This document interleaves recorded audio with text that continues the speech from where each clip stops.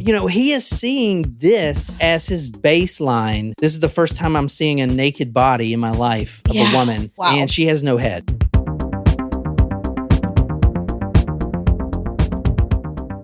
Well, before we get too into the next part, we do have 2 ounces of liquid to consume. Surprise shot. Surprise shot. We don't know what they are because they're a surprise. That was a different key than normal. You didn't even say cheers? You're just doing your own shit. Sorry, I went for it. Cheers. Where did that phrase come from, cheers? I don't know. I feel like it's an Irish term since they're all drunk. Okay.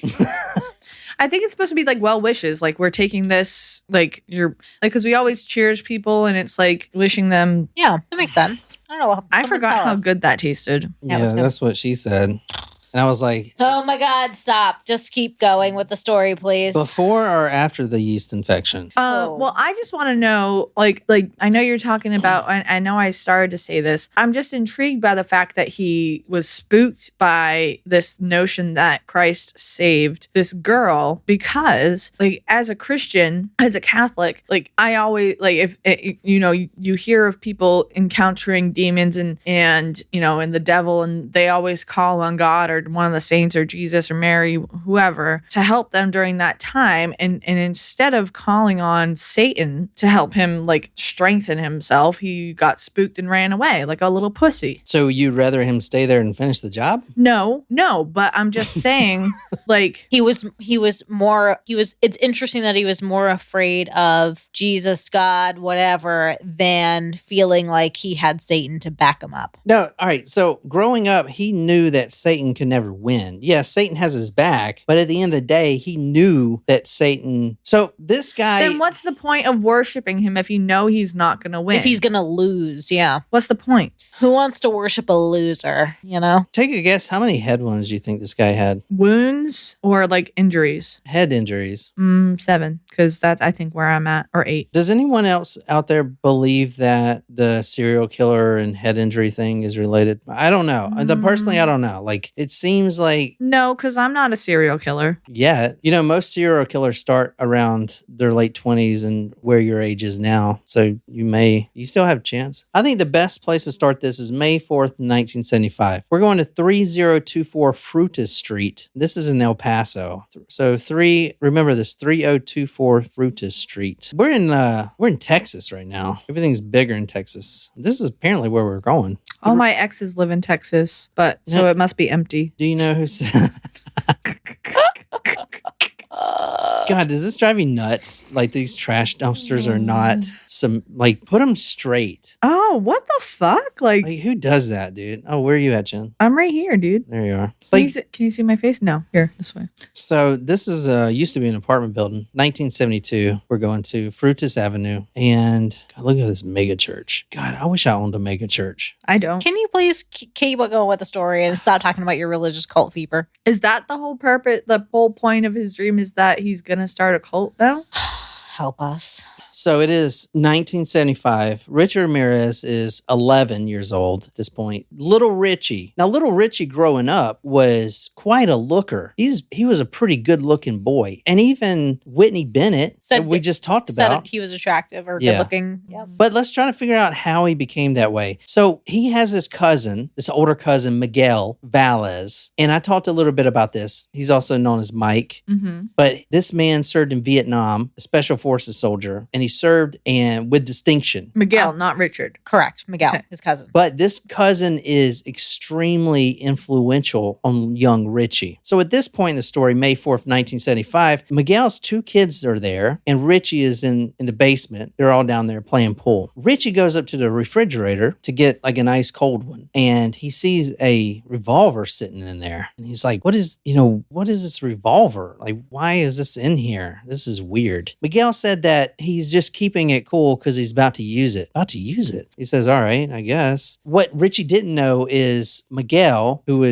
just came back from Vietnam and has not been to the VA to get any sort of mental treatment, is struggling with his demons. And his wife, Jessie, has been bitching at him for all kinds of stupid stuff. Like, get a job. I don't need a job, he says, because the Army thinks I'm 100% disabled, PTSD, because when I was in Vietnam as Special Forces soldier, out of 20 of us in my unit, I came back with one other guy. All the other 18 were slaughtered. Wow. And I survived with one other guy. Very traumatic. Yeah. So I don't need a job. I'm getting disability pension. But she's just been bitching and bitching and bitching. Now, Jessie was very strong-willed, good-looking woman, but she had just kind of had enough of this man, Miguel.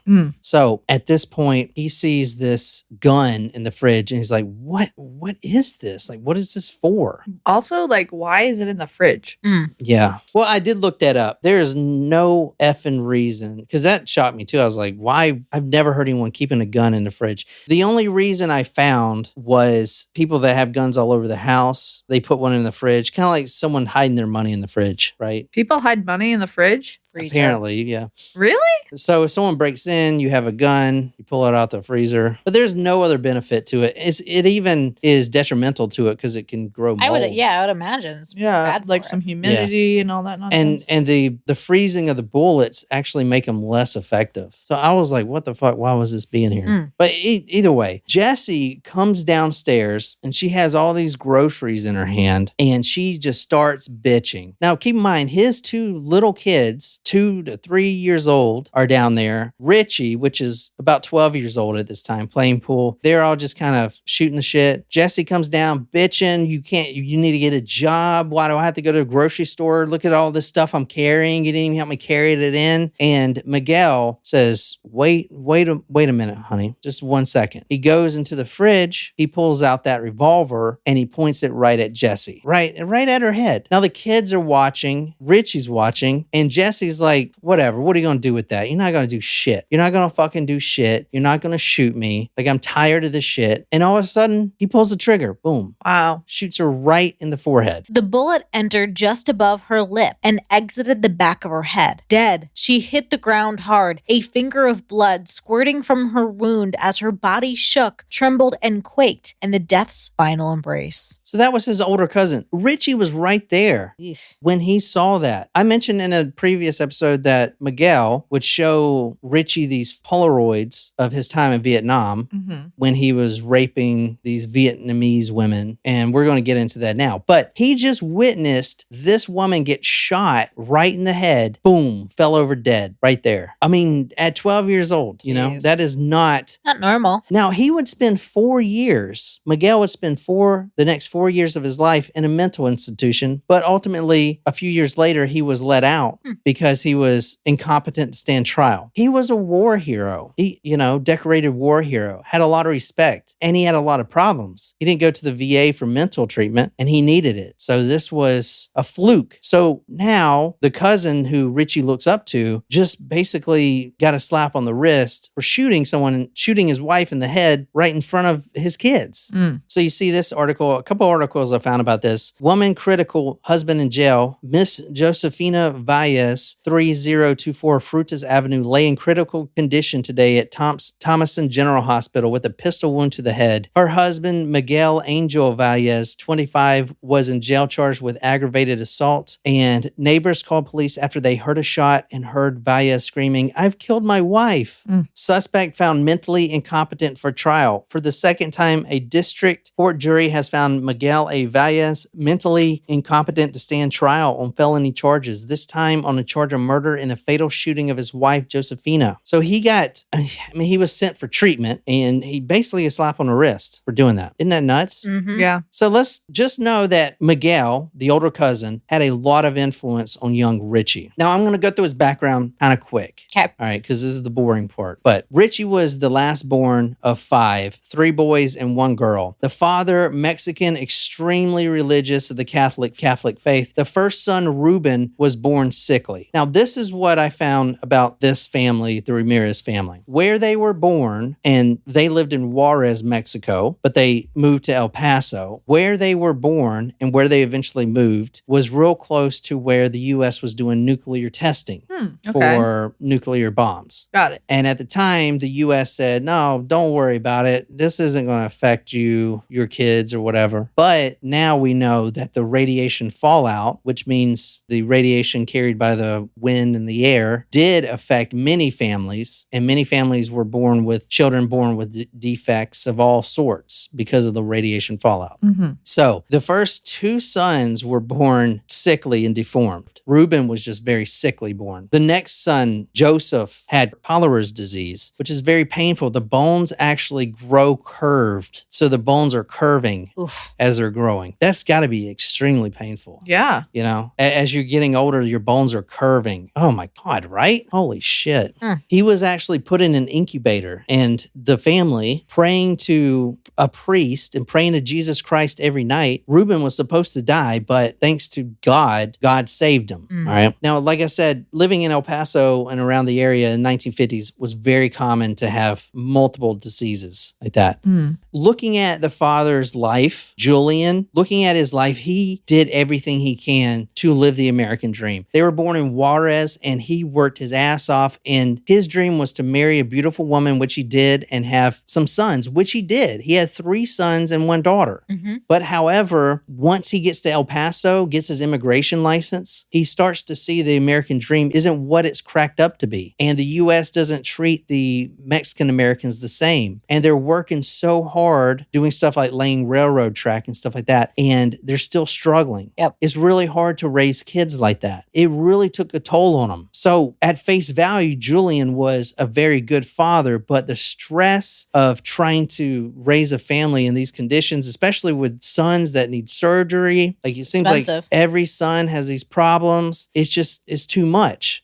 So eventually he started drinking and would have violent tendencies. This isn't sounding so great, of a lottery for little Richard. Little Richard, yeah. So the mother needed to work to support all these surgeries and stuff. So the mother got a job at Tony Lama. The cowboy boots. Because they had 3 boys at this time. Oh, she should have shopped at Johnny Lama's. At the time, Tony Lama boots, they were using very strong chemicals that they didn't know was dangerous. So she's ingesting these chemicals and these mixed pigments for this coloring all day long without proper ventilation or proper mask. It got so bad for these women doing this, painting these boots with these different mixtures of chemicals, that they were depressed when they weren't at work. They would go home on the weekends and get depressed, and really, because they were addicted to these chemicals. Right. That's what it was. And these chemicals were actually affecting their genetics and their DNA. So Richie was actually born to one of these chemical effects. Yeah, they escaped the fallout zone when Richie was born, but his mother was huffing chemicals, not on purpose, but that's her job. From her job when Richard was born. Wow. So Richie actually didn't want to be born. The baby didn't want to come out because the mother was ingesting all these chemicals. A doctor who also cost them money to go see said that these chemicals have given her severe health problems, and Richie, as a baby, refused to come out of the mother with these health problems. So in order for him to be born, she had to stop going to work. If she didn't stop going to work, Richie would die in the womb. Wow. She stopped going to work, and then he comes out. Isn't that crazy? Yeah. You can see that that's not good for his genetic makeup or whatever. Right. Wow. It's just, I don't know. That's It's crazy. crazy. Let's talk about the head wounds right quick. A lot of people think that head wounds and serial killers go hand in hand. I don't know. I mean, I don't really know. A lot of them do have head wounds, so we're going to go over it anyway. I don't know. What do you guys think? Yeah, it's important. I think it probably depends on the force of trauma on these head injuries. Yeah. But I don't know if I would say that they're hand in hand. At 2 years old, he was nearly killed little Richie. Little Richie loved music. He loved music. No matter what it was, even as a baby, he would dance and want to turn that radio on. And he grows up listening to music all the time in his headphones and stuff like that. AC/DC, stuff like that. So at an early age, he went to turn the radio on, and it was on top of this dresser. So what did he do? He pulled all the drawers out like a little ladder, like you would do. He tried to turn the radio on, and this dresser fell on top of him. Dang. At 2 years old, a gash in his head, unconscious for at least 15 minutes, 30 stitches. Jeez. Yeah. Now, the other boys were much older, and the family dynamic at the time, they started having their own problems. They started having discipline problems, breaking and entering. They started doing crimes. They started sniffing glue. That became like a regular in the household. And at the time, the father wasn't there to be the disciplinarian because he's out laying track for the railroad for several weeks. So these kids were sniffing glue, and poor Richie was in the hospital with stitches in his head. Jeez. When the father would come home, he would beat the children because they were dropping out of school, not going to school. There were problems with the glue and stuff like that. As a young lad, 6-year-old, he would see his father brutally beating these kids. And the Mexican tradition back then especially was strong discipline, beating. And the thing is, at this point, Julian, the father, had gotten to be an alcoholic, and he just could not control his anger. He would be so angry at some points, he would even beat himself. There was a time when he was changing the water faucet, and he couldn't get the actual plug in right. So he took the hammer and started beating himself in the head with it until his own head started to bleed. He would beat his head on the wall and start to bleed if things didn't go his way. He would take all that anger out on the children. Shaking 6-year-old Richard again heard the blows breaking on his brother's body as he pleaded with his father to stop. Ruth went to Richard and held him while his mother prayed. So after all of this, seeing his brothers getting beat and having the first head wound, when he was 5 years old, he went to a nearby park. His older sister, Ruth, was there, and he was so excited. He ran up to her, and she was swinging on the swings. All of a sudden, she goes back and comes right forward and bam, collides right with Richie's head. He falls over unconscious and has to be carried to the hospital. That's the second head wound he's got. Wow. In 5th grade, that's when the epilepsy started. These are most likely caused from the head wounds. I used to sit behind Richard, said classmate Patricia Casfy. He always was turning around and playing little jokes on me. The day I saw him have the first attack, we were taking a math test. He fell down on the floor and started cursing, and his eyes rolled to the top of his head. So he would have petit mal and grand mal seizures from now on. He even was kicked off the football team. He was a quarterback in high school of the football team, and he was really good. He's tall. He's very well built, just like his father, but he was kicked off for having these grand mal seizures, which he could not help anyway. So they would notice that he would be staring at something for 10 to 15 minutes without even moving or speaking or even knowing what was happening. He would lose time. Those are called petit mal seizures. His 2 older brothers were put in slow classes. I don't know what you call them nowadays. Handicap classes? Sped class, special education classes. Both his older brothers were put in special education classes, and that's when the Ramirez had a good influence, a teacher that actually decided to take them in and get them on the right track. This teacher, Frank McMahon, he was a special ed teacher. He noticed that the Ramirez were on the wrong track. He wanted to fix that because he didn't want them to grow up, criminals. Right. So Frank McMahon, a learning disabilities teacher, he decided to not only tutor the Ramirez boys, but also it would be disclosed that he did a little more than tutor. He actually loved little boys, and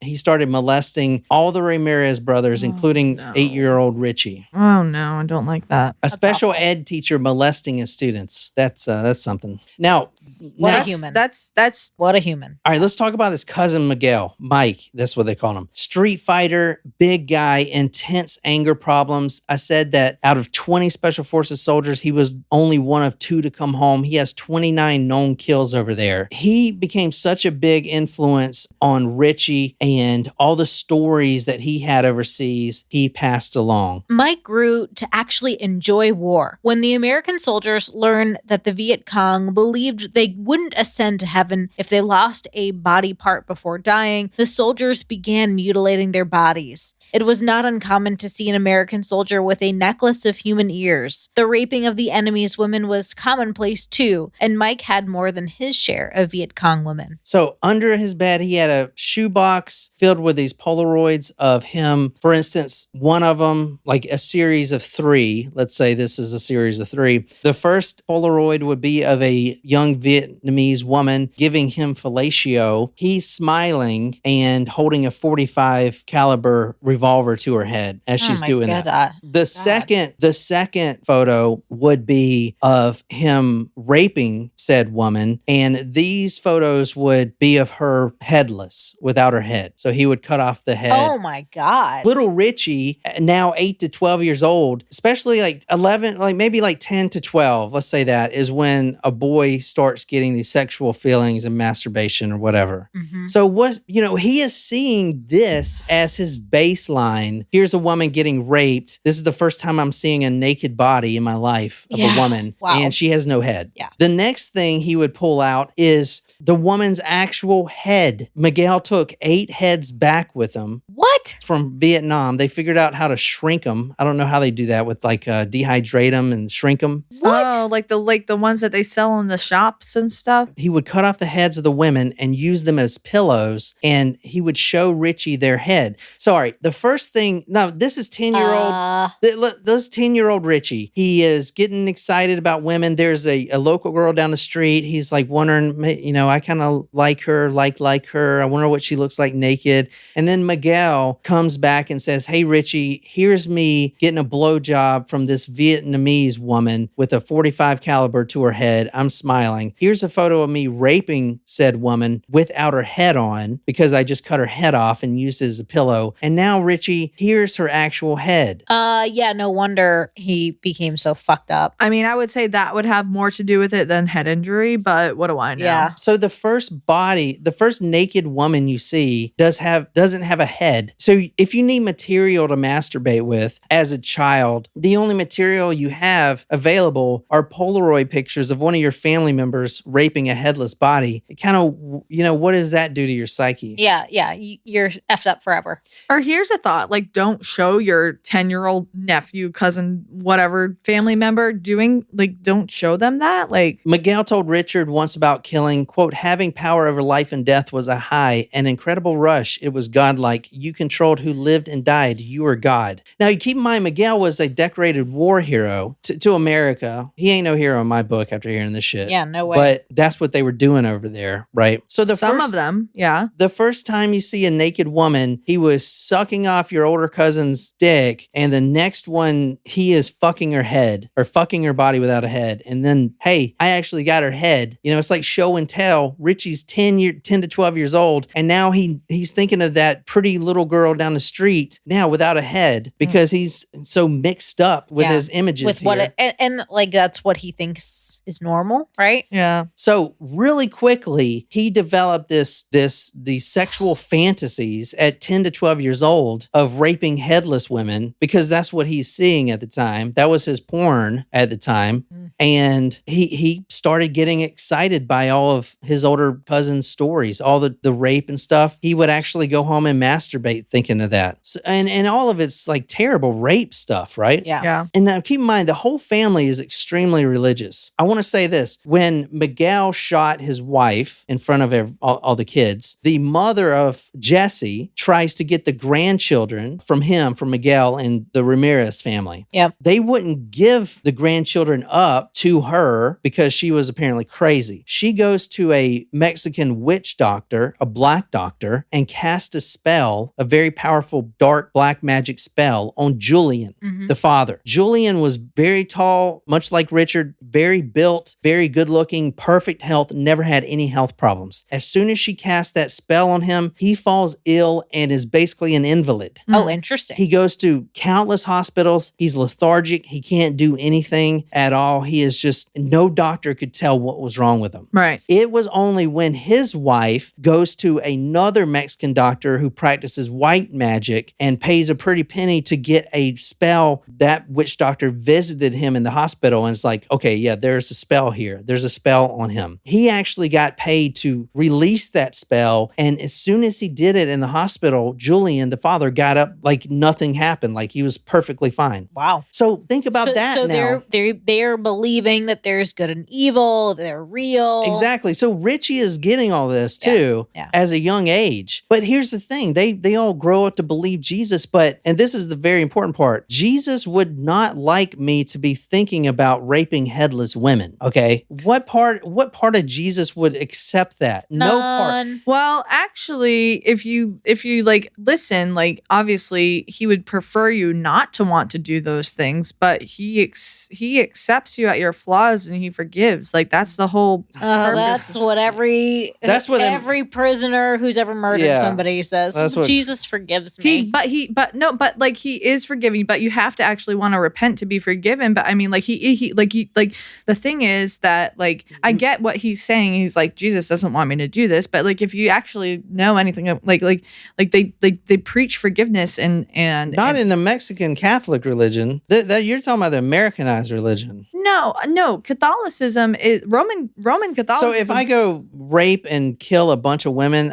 I can be forgiven and go to heaven? I mean, obviously that's not a good thing and you're not following the commandments, but yes, they like that's the sacrament of reconciliation. You go and your sins are forgiven. Like it's not saying, yeah, go ahead and go do all these things. Like this is a good thing to do. This is following the commandments. That's not what I'm saying. I'm saying is that like so God forgives. What if Hitler was in the bunker and he was like, you know what, Jesus, will you forgive me for killing 6 million Jews? Would he go to heaven?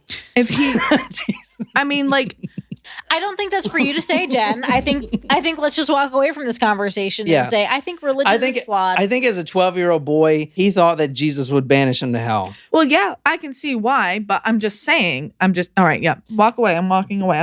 The church and Jesus he knew would frown deeply on such things, but he had no control over the whole process. He couldn't help become excited by Mike's photographs and stories. Satan, he began to believe, would have approved of the thoughts and feelings he was having, and he started to think maybe Satan would be a more appropriate God, a power for him to follow and worship. Now, this is the time leading up to the Satanic Panic, too. This is when you start having Judas Priest and all those bands come out, you know? Mm-hmm. So now he is masturbating for the first time, and the only material he has is headless Vietnamese women. Oh, boy.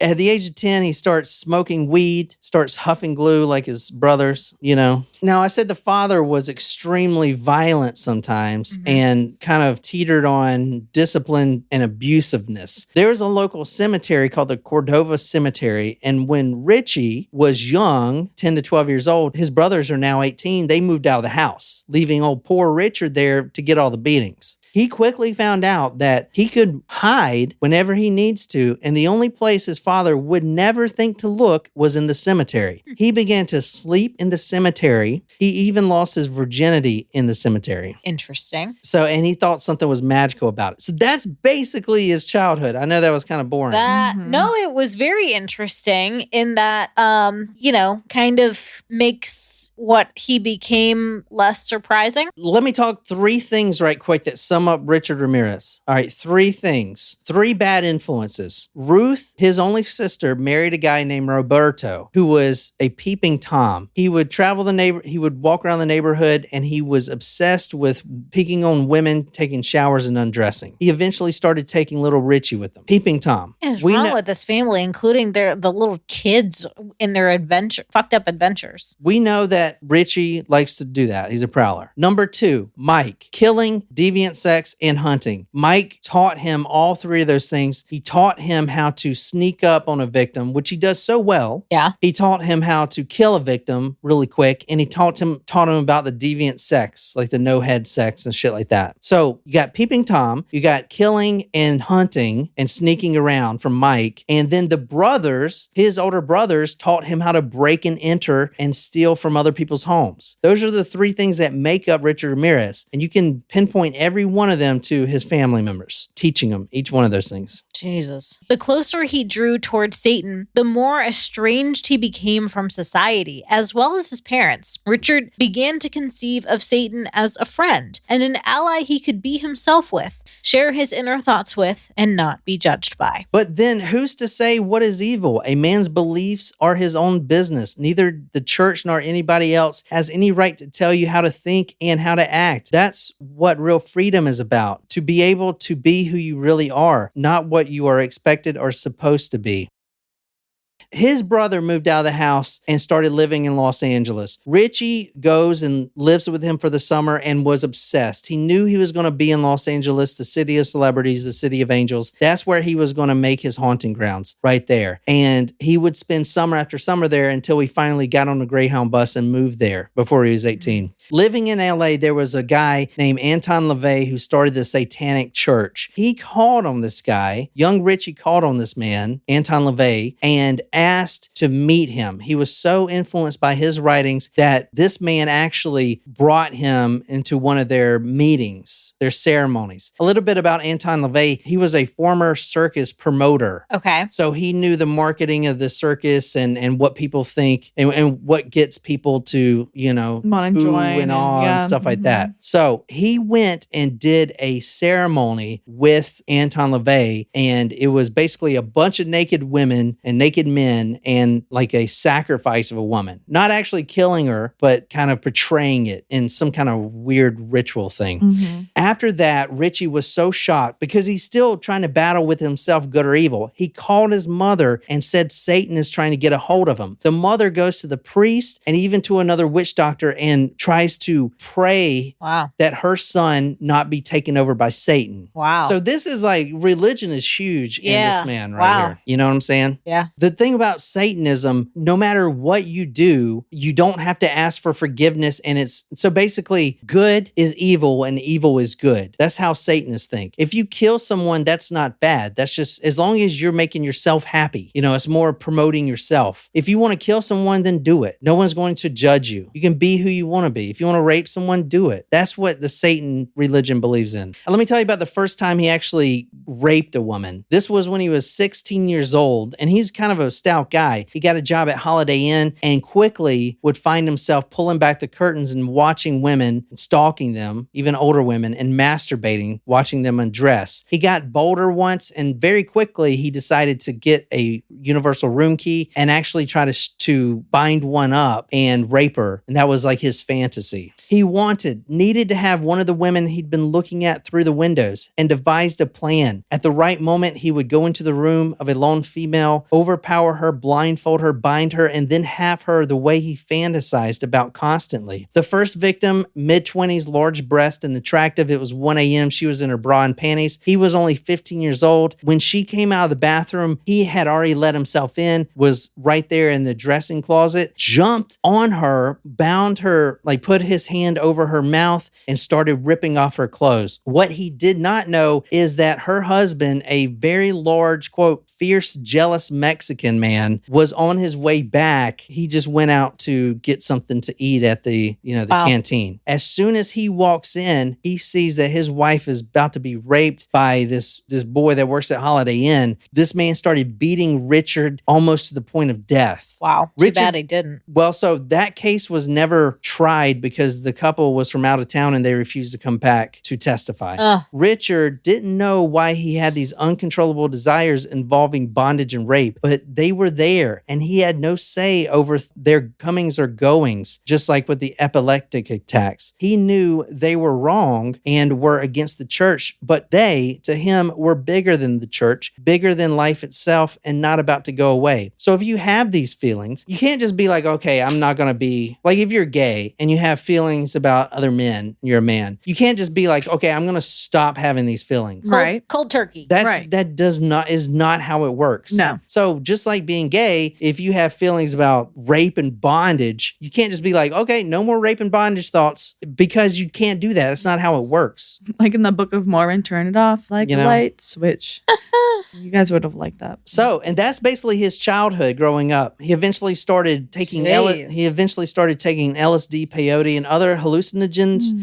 And when he did that, he would actually see monsters that no one else would see. And these monsters that were like black figures would always go and rape women. Jesus. That is his background. It's kind of crazy. That is a wild background and upbringing. And again, it does make you kind of say, like, almost like not terribly surprised, I guess, at who he became. Oh, yeah. So sad. Like, it does just go to show how much your environment impacts who you are. yeah. It was only when he moved to LA that he became addicted to his favorite drug, cocaine. One other thing that I wrote down, quote, the idea of having slaves appealed to him. He would frequently have dreams about being the master of many women, sitting on a throne as they groveled obediently at his feet. Jesus. There is a long history of the family trying to rescue Richie because they knew Satan had him. and not because he was a criminal. That's the thing. Like, the other brothers are criminals and they don't give a shit about them. They can not wind up in jail, whatever. But it's only because Richie told his mom that Satan was about to get a hold of him That's crazy. that they try to rescue him. There's like a whole dialogue between all the family and they actually scope him out before all the murders. They find him at a Greyhound bus station. Like, he hadn't talked to the family in 6 months and he's coked out and they try to get him home. I mean, it's just like crazy shit. But Wow. so I know that was kind of Wow. fast paced. No, it was well done. Yeah, for sure. Yeah. So we're going to finish it up next episode, but not today. I'm tired. During the week. Yeah. But we're going to finish up with his capture and we're going to do one more. Murder. Yeah. So I hope you guys like that. Richard Ramirez. That's crazy. Not like a huge fan, but he's got a lot of fans. And most serial killers do. I don't know if you guys know this, but when Ted Bundy was in trial, women love true crime. I was going to say this earlier, but several women would sit at the front row in the courtroom and they would be brunettes and they would part their hair the same because they knew Ted Bundy liked his victims with parted hair. Because Ted Bundy, he liked his victims to look like his That ex-girlfriend. one, yeah. And she had that parted hair. So they would all be sitting in the courtroom with all like lookalikes. all lookalikes with parted hair Weird. to attract this man. The fuck? Like, it's almost like they don't understand that, like, it's not just like, ooh, he'd be attracted to me. Like, he would be attracted to kill you. Right. Like, to torture you. Like, you would be harmed. Like, you don't want to get harmed. You just want to have sex with this man. That's not how they think. That's not It's not the same thing. not the same. Well, how about this? Richard Ramirez got married in prison to a woman with a very high IQ, multiple college degrees, very smart woman, 154 IQ, I think, and a virgin who was saving herself for Richard. And they got married. She said that if they put him to death, she'd kill herself. Did she? No, he didn't get put to death. He died in natural causes. Jesus Christ. What the fuck is wrong with people?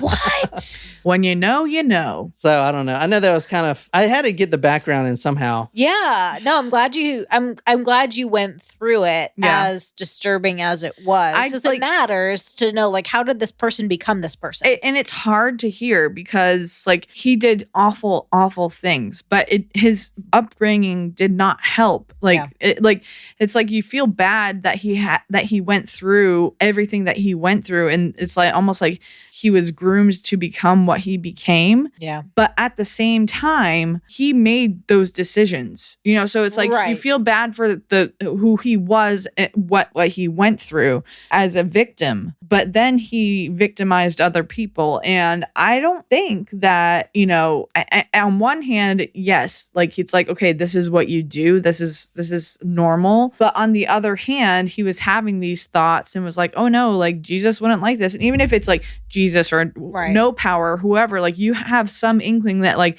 this is not normal. And it's hard because also in the 70s when he's growing up, in the 80s when he starts to commit those crimes, like I've said before, like during that time period, like getting help for mental health issues and having that outlet is not as the way it is today. But you still made a decision. Like you still were like, oh, I'm gonna rape and kill these people, and I'm going to stalk these people, and I'm gonna rob their houses and do these drugs and all these he things. didn't do anything wrong, according to him. That's what I'm saying. He didn't do anything wrong. He was doing what his religion told him to do. Do whatever makes you happy. So that was what's making him happy. And that's why he never showed any remorse, because he didn't have any. You know what I'm saying? So to him, it wasn't, I mean, what is good and evil anyway? You know, that's just like constructs that we put on ourselves. You can't, you see a dog kill another dog, you think that dog's evil? I mean, no. Like, we only think it's evil because we decided a long time ago that you shouldn't kill each other. You know what I'm saying? I hear what you're saying. But you can see like why he ran when he thought Jesus was intervening. He believed it. Yeah, he believed it. I mean, look at his dad, like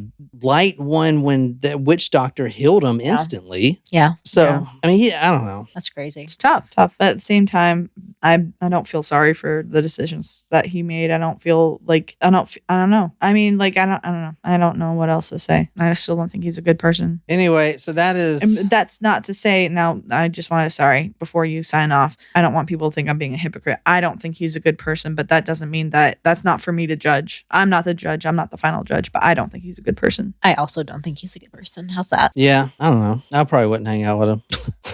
Nah. He didn't even brush his teeth. That's fucking gross. I know. That's gross. But you know what's funny is that we do this presentation every year for our students about Aaron's Law, which is a law. I'm not going to go in the whole spiel, but at one point we talk about like cyber, like technology and how to be careful on the internet and all of this. And there are like the number of people, like more people own a cell phone than a toothbrush. That's funny. Wow. Isn't that gross? Isn't that disgusting? Yeah. Get your priorities That's straight. crazy, actually. I mean, Like toothbrushes cost like $1. do you think cell phones Probably like should- $3 now with inflation, but like, You can get some at the dollar store. Yeah. Easy. yeah, it's not hard. Brush your teeth. Do you think cell phones are becoming like a staple though? Like I think there's certain things that the government should provide free. Internet, cell phones, because we need them now. You can't live without them. You can't. Yeah, you could make that argument about water and electricity Yeah. too, though. Mhm. And no one's paying for that shit. Yeah, I know, but what water people pay for? You can Yeah. go to the library and what I'm use saying the is, internet. like, the government's not going to pay for that. They would if everyone starts freaking dipping in the local fountains and shit, you know? What do you? No, because they used to have bathhouses, and like that's not changed the fact that we all have utility bills. Yeah, that's you in the wrong country if you're expecting that. Yeah. Well, anyway, thanks, guys. Yeah. So this is day 18, 17. 17, live streaming every day. You sound so excited. I am excited. It's fun. We're getting better. We got most of the bugs out, you know? Mhm. We're getting the cameras even looking better. I'm getting some more lenses coming. Yeah. Sweet. So, yeah. I did want to also comment on the lights. Like you guys sync them; they're like changing colors at the same time, the same colors. Yeah, I didn't want to sync them, but I think they got synced automatically. Oh, well. They look good.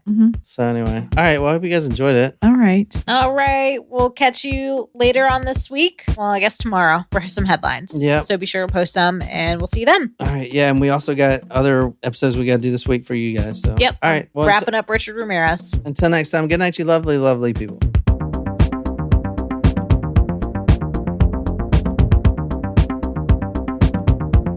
I kind of run this shit.